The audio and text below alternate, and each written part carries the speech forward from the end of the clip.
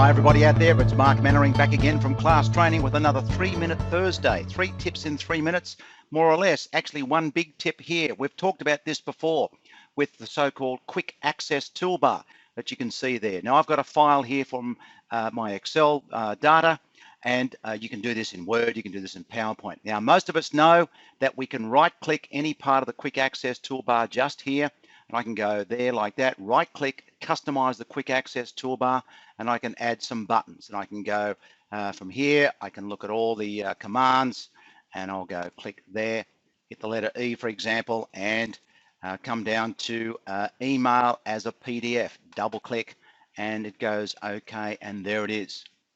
We've talked about that before, but the thing is that that button now has been added, and the other buttons in the quick access toolbar are there for every file that I have opened in Excel in this case. So if I go file and close like that, I don't even save it, and open up another file or go Control N, zoom in, you can see the quick access toolbar has that same button that's available for every document that's open, as well as the other buttons there in the quick access toolbar. Okay, so let's open up our example file again. Now what you can do is you can have a particular button or buttons appear on the quick access toolbar when a certain file is open.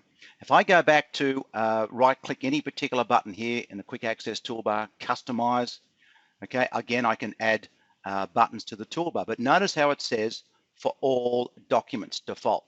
So if I want a special button that I use or a special function that I use only for this file, I will select here and then click on the name of the file. So obviously this file has to be open first. Okay, so these are now additional buttons, and there's none there, additional buttons that can open up with the particular file. Now I can scroll down here and just go to any particular button. I'll just add the, I don't know, freeze panes, that'll do. Freeze panes on the right hand side and click OK, and you'll notice the freeze pane buttons is there.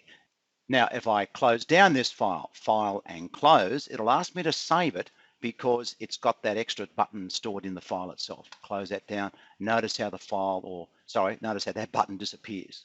Now, again, when I start Excel, those default buttons there will open up automatically. But as soon as I open up my special file, I'll just go to here, that one there. Notice how the extra button pops up. So that extra button could only apply to the particular data in the example file you've got open.